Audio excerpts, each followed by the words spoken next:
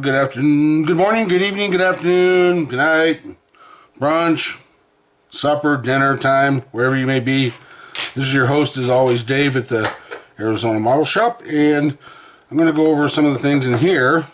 So this will be update number 3 that I got done, and she will be revealed tomorrow. So everything's kind of settling in. So I wanted to go over a few things here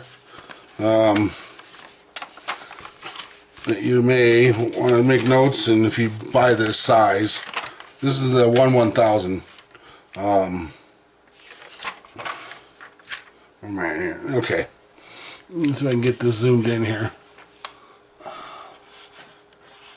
Come on. Okay. Where this piece slides into here, you're going to have a gap right here. A small one.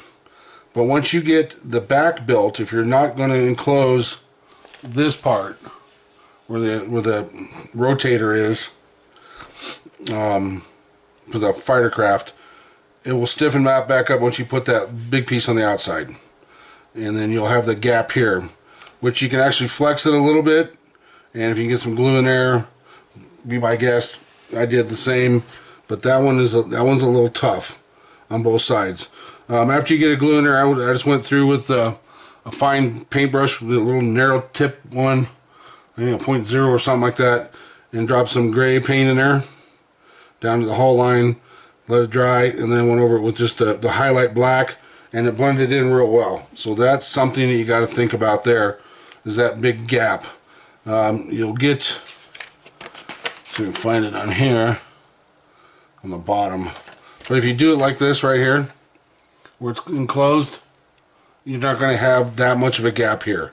It's just when that's open, there's just really not a lot of strength there.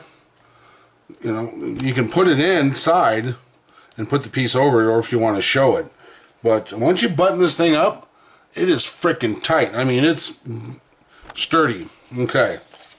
Now, the rotator for the craft.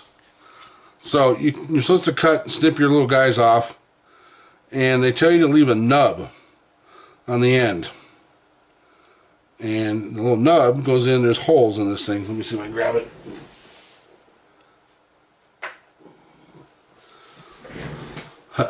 So, let's see.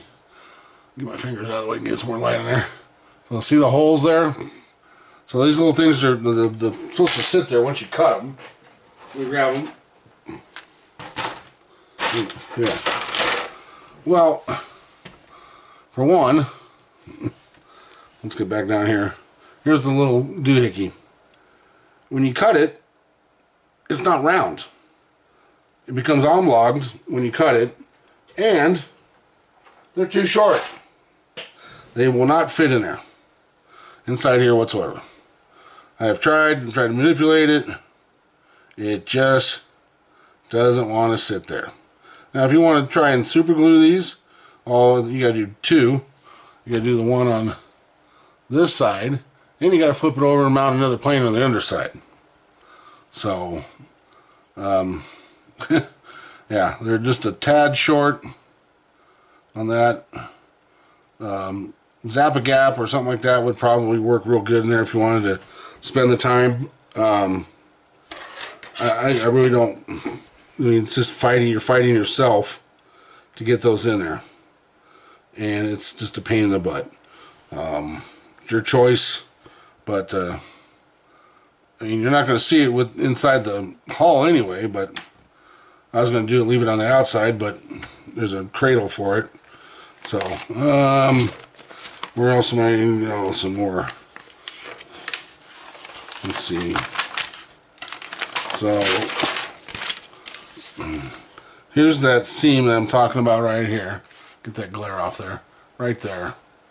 If you don't build this up, you're going to get that big gap in there. There's not a real good shot of the superstructure. Let's see if I can get this up there. Get it out of this. It's not shiny. So you're going to have some pretty big gaps going up the superstructure. What my suggestion is get them as tight as you can, drop a little, the tomato glue in there, push as hard as you can, close it up, and then do what I did. I just went along and put some paint inside there, and then went over with a little black liner. But yeah, there's some big gaps there. If you're really worried about gaps, I mean, it's a BanDai. I mean, went together beautifully. Where else was there? I think that was pretty much the main points of where they were messed up. Make sure this part, this one, get in there. This one, E7 is in there, and then this one, E5. If you don't get that in there and do it right, there's 3 little balls in there. You can see them right here. If you don't get this in there right, so see the 3 little knobs right there? That has to fit just right. If you get it backwards, it'll cock it off and it won't sit. So you got to turn around, get it underneath there, and do it. And that's what actually pins the turrets down to the deck, right there. So that was there. But overall, I mean, great, awesome kit, typical BanDai. I can't complain about it. I mean, did a good job. I mean, for the price. Mine is the 1000. I definitely would have gone, if I would have been paying attention, I would have gone to a 1500 or something, being a little easier to work with.